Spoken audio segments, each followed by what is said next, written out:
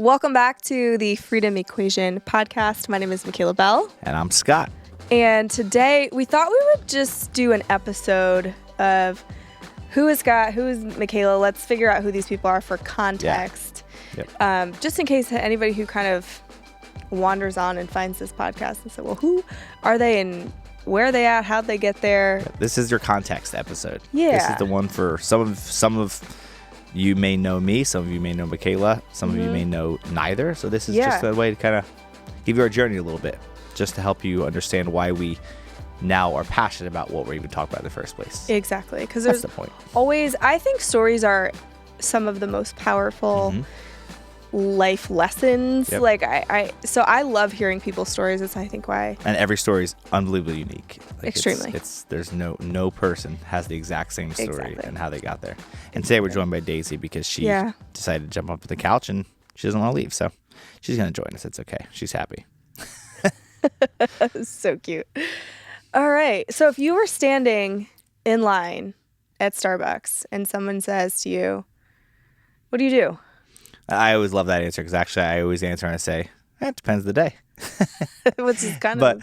But what I do, I mean, I technically do a bunch of different things. I own a couple different businesses. One of my primary businesses is a video production business called Scaling Creative.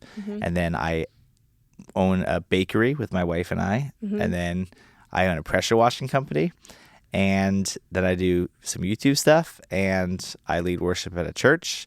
And I kind of try to do everything. Yeah. And we'll get into why, but it's just kind of how I've wired. I've just always tended to want to do a lot of different things, as you can tell. Like it's not just all in one specific category, but I love music. I love video. I love stories. I love all those things combined. So all those kind of intertwine with each other at different moments. When you tell people all of that, what is the typical response you get? Well, you must be busy. I'm like, yeah, I'm always doing something. But I also think that part of and the reason this podcast exists is because I have a lot of things going on. But I also have very quickly discovered that it has come down to being possible only by good calendar management, good setting up kind of what's happening, and by just making sure that I have enough systems and things in place in the different spots so that I'm not actually working 5 jobs. Right.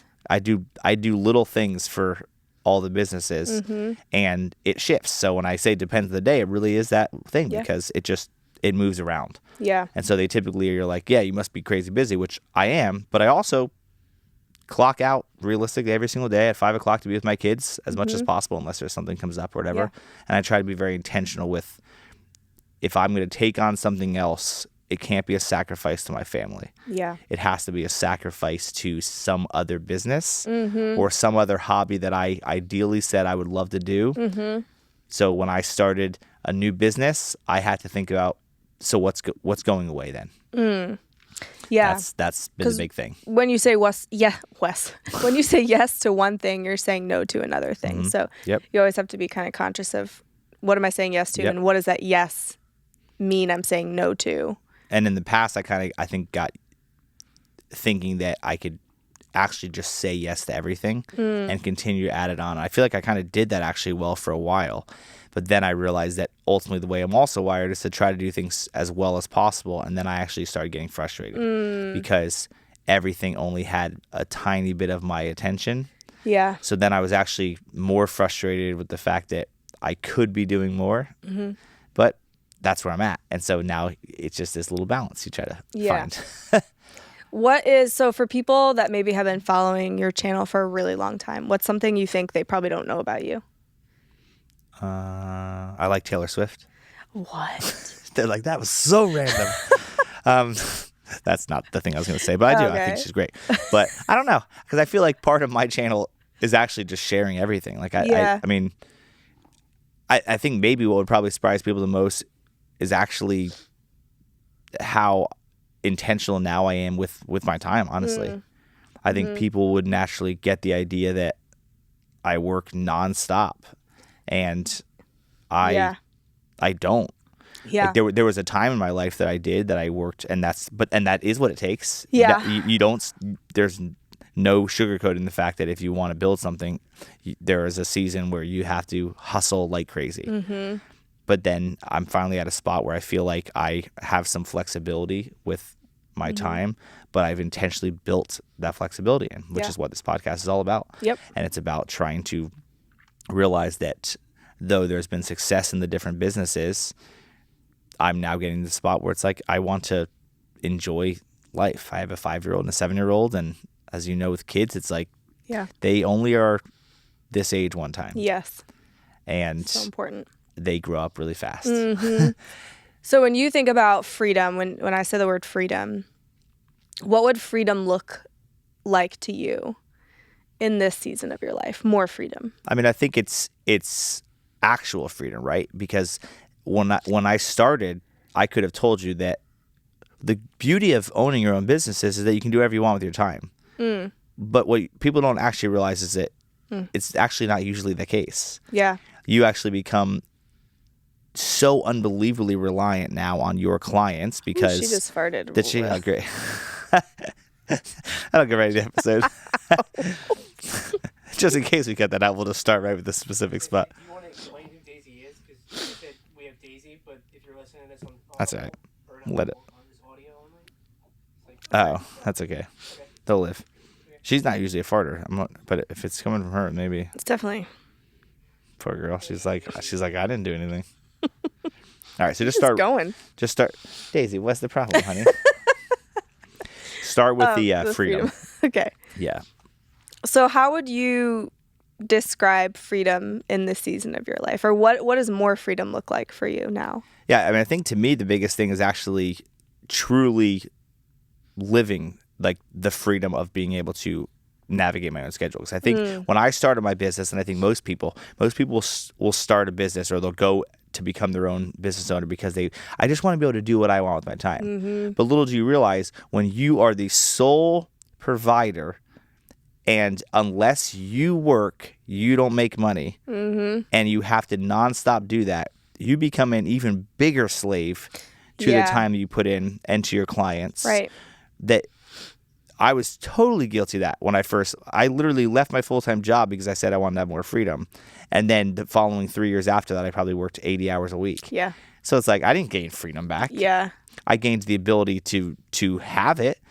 But what happens is you get hungry and you get excited about, man, I feel like I was barely working and I was having some success and I can do a little bit more. And then you have more success. And then it's eventually like, okay, great. What are you going to do with it? And so I think to me, when I think of actual freedom now, it's finally being okay with saying, number one, you have to be okay with saying, I'm okay with where I'm at. I don't necessarily have to get more. And then also just being realistic and saying, do I actually have freedom or do I just say that I have freedom? Like if I actually want to take tomorrow off and go spend time with my family, or I actually want to go away for the weekend, can I actually do it?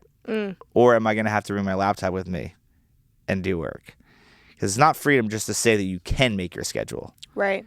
If you're still slaved to your clients, you don't have freedom. You just have your own clients. Yeah. There's a big difference. I think we both realize that. Yeah, we have. Like there's a big difference between that. I feel like a lot of people have this fake idea that when you become a business owner, you just get all the freedom in the world. And you can. Yeah.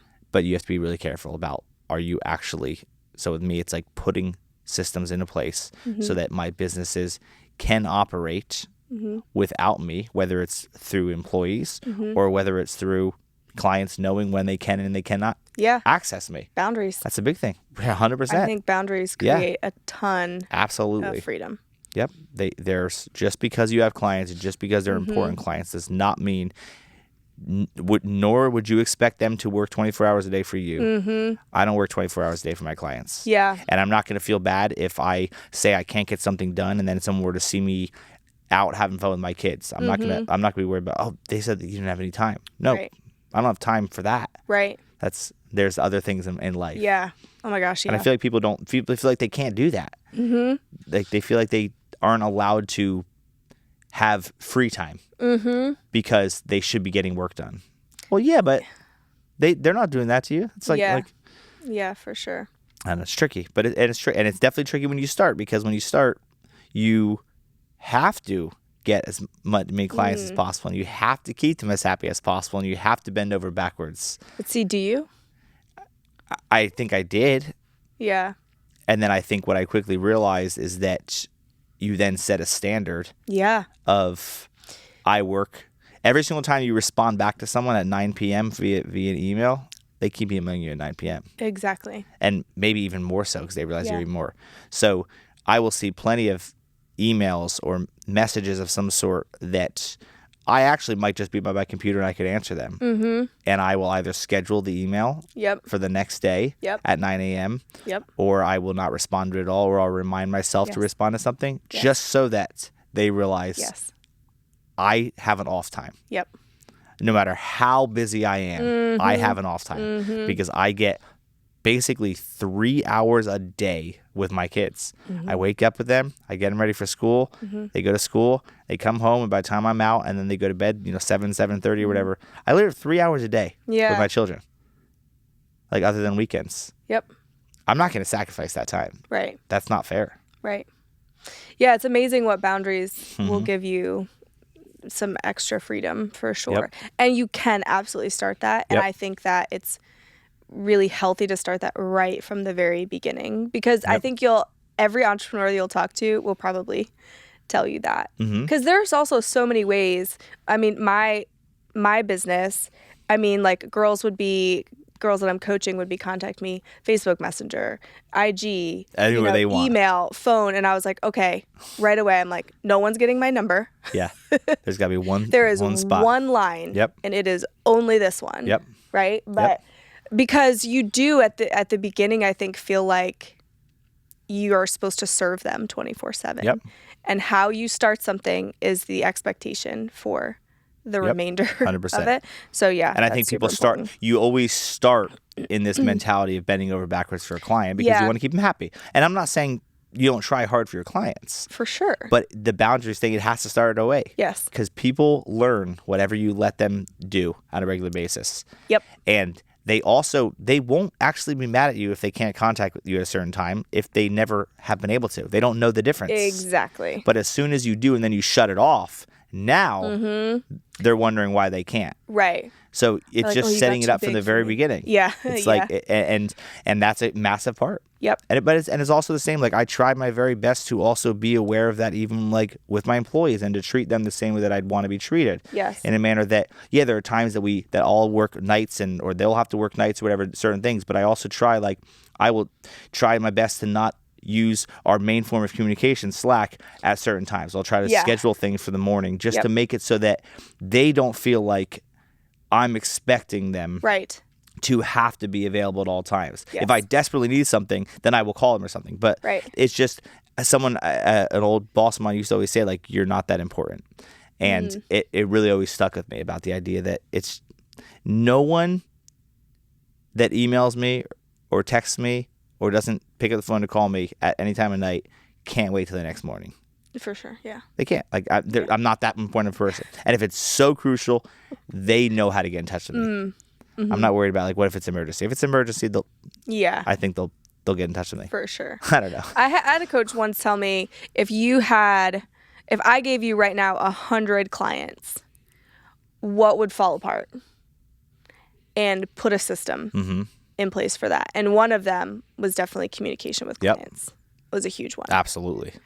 Yep. So- Communication's been a huge piece. And yeah, one channel, a specific channel, specific way that here's how you get in touch with me. Here's the protocols of Yep. how in our work with video, it's like our clients know how to contact us. Yep.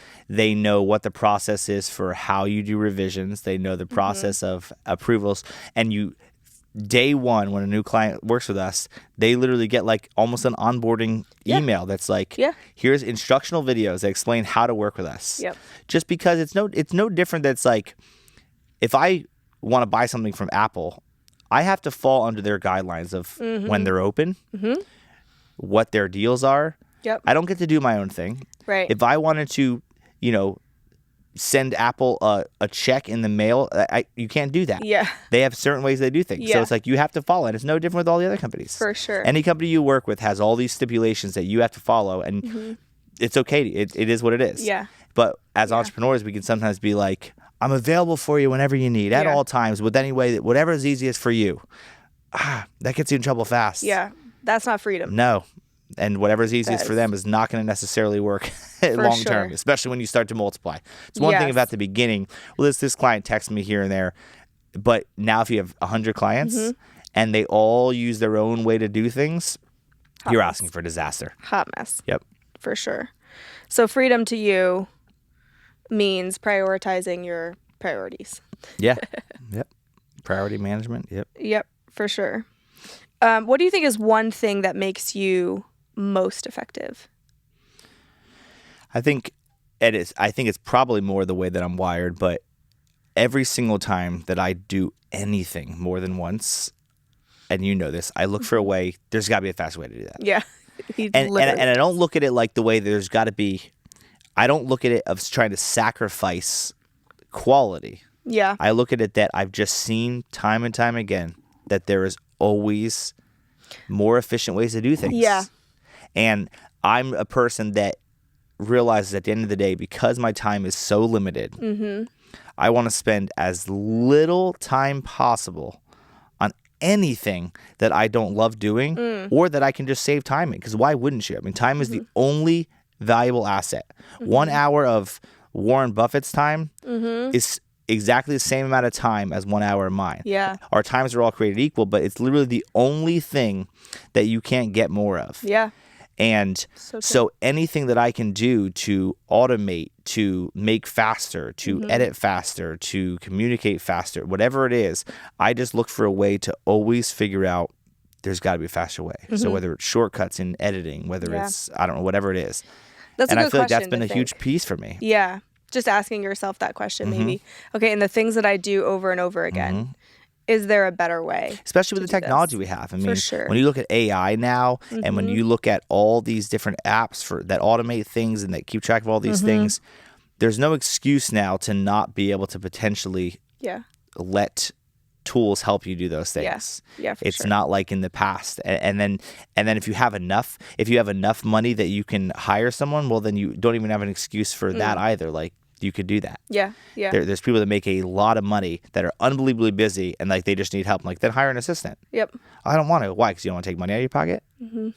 But you'd get time back. Isn't that more valuable? Yep. It's I don't know. That's been, I think, the biggest Number key one to my question. success Yeah. is trying to set those things up also from day one. When I Yeah. started my business, trying to operate my business like it's a massive business, regardless how many people it is, has been the difference. Yep. It's like, I don't necessarily need something like, maybe I don't need a unbelievable communication portal or whatever at the beginning because I only have one client, but you eventually will. Yeah. And then how hard is it going to be to get everyone Yeah. to now go into a new system? Right. That's a hassle. Yeah, it is. And that's what most people, when they look at that process of even hiring a personal assistant, they look at it like, it would take me so long to train this person. Why? Because you don't even have it written down for yourself. Correct. So Yeah. there's no way you could say, here's how I do my email, because you don't even know how you do it. Right. Here's how I do my billing. You Yeah. don't even know because there's no system. Right. So essentially, if you're just starting your business or you like want to go to the next level, think about how would I do things if I had Yep. X amount of clients Or if someone else X was amount- doing it. Yeah, or somebody have else an was employee. doing it for sure. Because that will save you Yeah. so much time in the end. And then you're thinking more abundantly because let's say you're in the mindset of, okay, well, I only have one client. That kind of puts you in the position of, even like energy wise, is like you're pretty much saying, and I'm just going to stay here. Yep. Yep. So whereas if you think, okay, let me put some systems into place for when I have 100 of these, Yep. you're like Yeah. elevated in just your energy and how you're moving in your business. So more clients are going to be attracted to you. Yeah. And like you look at a lot of older businesses, I think struggle with this the most because, they get in that mentality of this is the way we've always done it. Oh, it's the worst. Which Yeah. is the worst. Yep. But you can have the excuse of like, when we started this business 40 years ago, we used to do all our invoicing by paper. That's fine. I get it. 'Cause Yeah. That's what you had. Yeah. But you don't anymore. Yeah. So it's like the amount of extra work or time or investment that you're putting into the overall time that you have to do it better now, that's what it's all about. Yeah. And it's like when you look at delegation, for example, and one of our clients and a good friend, Jimmy Casas, who we both know, talks about a delegation cycle. But like the idea that so many people, when they want to delegate something, right, they just don't delegate correctly. And then what happens is like, well, I just don't have the time to train someone to do this. But you have the time to fix all the things that they're going to mess all the time. That's going to take you 10 times longer than if you just put the initial upfront time into training properly and training on a system, then it works for itself. Yeah. So people will use 10 times the amount of time fixing all the things that they Right. delegate, and then they'll say what everyone says. No one ever does anything the way I ask them to do. Yeah. We probably didn't train them to do it. Correct. So, and it can be hard as a new business owner doing a business for yourself when you've never done it, because a lot of entrepreneurs these days, they don't get training. They just decide they have an idea and they do it. Yep. So reaching out to people is so important. So And important. having conversations with people, Yep. whether it's free conversation you can have with coffee with people, whether it's paying for certain people for their time, whatever it is valuable. Yep. Talk to people that are doing what you want to do and ask for advice, and they'll give it to you. They will. And it matters. Yeah, it does. And that's the whole idea of, absorbing things and being a sponge and learning information is, when I think about there's got to be a better way to do it, usually I look for a better way to do it. Yep. Whether that's asking a person, whether it's Yep. Googling it, whether it's Yep. like we have unbelievable resource. Yes. There's no excuse So for take not advantage learning of that. Yeah, for how sure. to be better at, with what you do. For sure. And I will say that you are like a systems king. It's like when I first started working for you, I was like, wow, he really does have a system for a lot of things. And I definitely try, because Yeah. it's the only way you can operate. Yeah, for sure. What are you most looking forward to with this podcast? I think just honestly being maybe one of the many voices that people can look to help in that side of things, because we both get the opportunity to do a lot of coaching with people and one-on-one consultation stuff with people, and it's pretty common themes that you see everywhere. Yep. People, whether they're not disciplined, whether they don't know how to get disciplined, whether they don't have a system, whatever it is, it's common stuff. And yet the most common thing is that at the end of the day, most of the people are trying to have success with all these things so that they can have more freedom with their time. And yet they don't realize that by not doing any of those things, you're never going to gain the freedom. So since we're finally at a new stage in life and in my brain of how, what matters to me, it's like trying to show people that I believe in hard work, and I believe that that's what it takes. I don't like the idea of work smarter, not harder, because I don't like.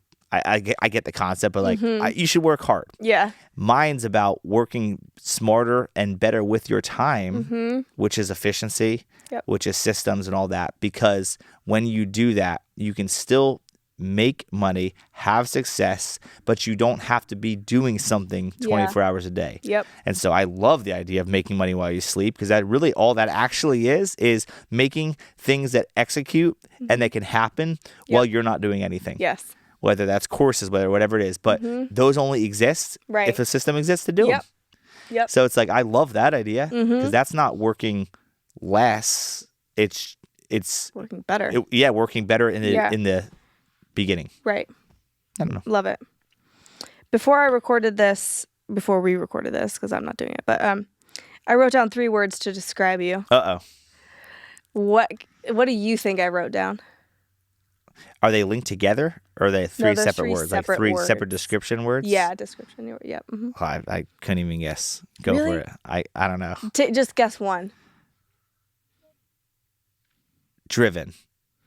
Oh man, I should have done that one. I don't know. I don't That's know. a really good one. This is me trying to wonder what you really think about me. Like, I wrote down bold, okay. risk taker, which could have been driven. Yeah, risk taker. I like risk taker though. Yeah, because I definitely Yeah, you do take those. creative. Thanks. I should have said effective. Ah, not at everything. Well, at a lot of things, yeah. But no, I like that. I mean, I think that I feel like that describes me, and it's someone I want to be. I mean, risk taking is a huge thing. Yeah. That's you can't be afraid to fail. Why'd you pick me to do this podcast with? Well, in the other episode, which will be about you, it's because we actually are similar in a lot of ways. I remember years and years ago when we worked together in my company, I remember telling you, like, I wanted to hire someone because I feel like you're, as weird as it says, like a female version of me in certain aspects. And that was before I actually like understood Enneagrams, understood all that, and like relation and what your actual personality is like. And it actually was true in certain ways, But do you which was remember very what you odd. said with that? You're like the female version of me, but just like way nicer. Yeah. No, totally. That was 100%. That absolutely was true. But yeah, I think part of why I like the podcast with you and talking with you is because we've both been in these unique phases where we've worked for people, we've worked for ourselves, we've built things that can hopefully operate without us. Yep. We've realized how important that is. We both have kids, so we realize how there's this unbelievable balance of literally what's called life. Yeah. And we also realize that you can make money and still feel, okay, well, that's great. Yeah. But now what? Yeah. And so I think we're finally at a stage, as we progress in life and get wiser, not older, I like to say. Yeah, that's good. You just kind of realize that there's got to be better ways to do things. There's more to life than just the success of it. Yeah. And now I think you're kind of at a phase where you're trying to figure out, I want more freedom in my time. Yeah. And what does that actually take? And it's not just simply making more money, because I was under that impression for a long time. Yeah. That if you make more money, you can have freedom because you can just pay people to do the work. It's not that simple. It's not that simple. Yeah. So I feel like it's just it's a fun combination of just of where we're at and the conversation. So Yeah. I'm excited about it. I'm excited too. I would love to know if you guys have questions for Scott or Yeah. other things I love that answering maybe we questions. can, put in future episodes, because I know that we both want to make sure that we're serving you, the people that are listening and watching. Like, what do you want to learn? What do you think is going to help you be more efficient with your work, therefore be able to have more freedom to do the things you really love? And we're going to obviously have a lot of actual people that we interview on the podcast. These, like we said, are more just to give us context on what we do and where we came from. But it's if you have topics and things that would be valuable, or even deep dives into certain specific topics of anything you hear in even the personal one-on-one episodes, let us know, because that's kind of what we're looking to do. So I love it. thanks for watching, everybody. Yeah, we'll see you next time.